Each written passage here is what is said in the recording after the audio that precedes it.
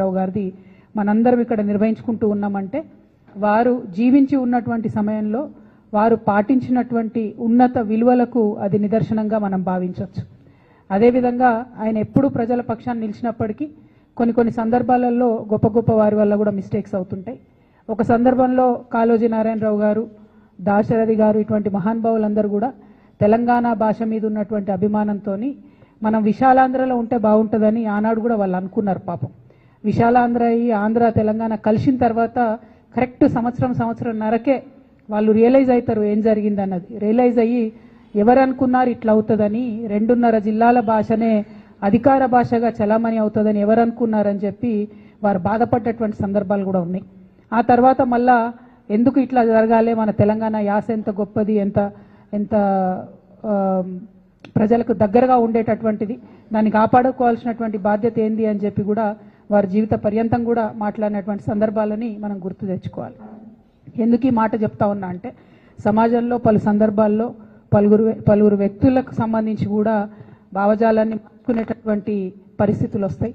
అట్లనే అనేక సందర్భాల్లో ప్రజలు కోరుకునే దానికి కూడా మనం సమ్మతించి వారితో పాటు కలిసి నడవాల్సినటువంటి సందర్భాలు కూడా అనేకం వస్తుంటాయన్నటువంటి విషయాన్ని కూడా అందరం గుర్తుంచుకోవాలి. At the end of the day ఆ మనిషి జీవనం ముగిసిన తర్వాత అసలు ఈయన ప్రయాణం ఏంటిది, ఆ వ్యక్తి యొక్క ప్రయాణం ఏందన్న దాన్ని బట్టే చరిత్ర మనని గుర్తుపెట్టుకుంటే తప్పితే ఇంకోటి కాదు.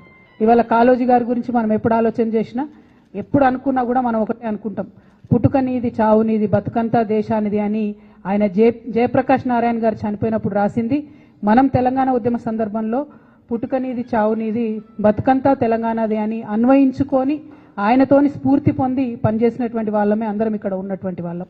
అదేవిధంగా వేలాది మంది లక్షలాది మంది తెలంగాణ ప్రజలను కదిలించినటువంటి మహా గొప్ప కవి కాళోజీ నారాయణరావు గారు. మరి వారిని స్మరించుకోవడం అన్నది చాలా ఆనందంగా ఉంది.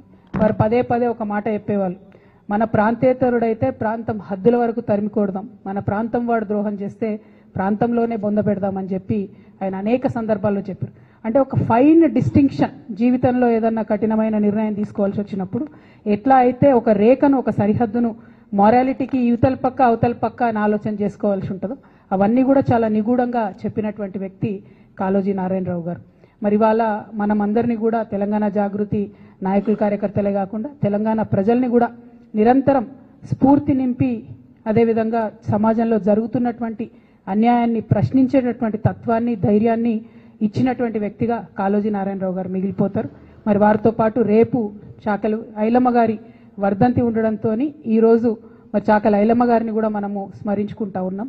ఆమె ఒక మహిళ అనుకుంటే నిలబడి ఎట్లా అయితే అన్యాయాన్ని ఎదిరించగలుగుతుంది అనేటటువంటి విషయాన్ని ఆనాడు ఆమె మీద దురాగతం చేసినటువంటి భూస్వాములను ఎదిరించి మనకు ప్రత్యక్షంగా చూపించినటువంటి వీరవనిత. అటువంటి వీరత్వం, అటువంటి ధీరత్వం మన తెలంగాణ రక్తంలోనే ఉంది. ఇవాళ చాకలి ఐలమ్మ గారి స్ఫూర్తితోని మరి మా ఆడబిడ్డలు, మా యువకులు అందరూ కూడా విజృంభించి సమాజంలో జరుగుతున్నటువంటి అన్యాయాన్ని ఎదుర్కోవాల్సినటువంటి సందర్భం అయితే మనకు కనబడతా ఉంది. ఎందుకు ఈ మాట చెప్తా ఉన్నా అంటే నిన్న మొన్నటి వరకు కూడా మన రాష్ట్ర ముఖ్యమంత్రి గారు ఏమన్నారు, కాళేశ్వరం అనేది కూలిపోయింది అని మాట్లాడారు. నిన్న వెళ్ళి అదే కాళేశ్వరంలోంచి, ఆ కాళేశ్వరంలో ఒక భాగమైనటువంటి మల్లన్న సాగర్ నుంచి హైదరాబాద్కు తాగునీటి పథకం కింద 7,500 కోట్ల రూపాయలతో శంకుస్థాపన చేసి వచ్చారు. అదే ప్రాజెక్టు గత 2 సంవత్సరాలు కేసీఆర్ గారు ఉన్నప్పుడు కూడా ప్రణాళిక వేసింది 1,500 కోట్లకు.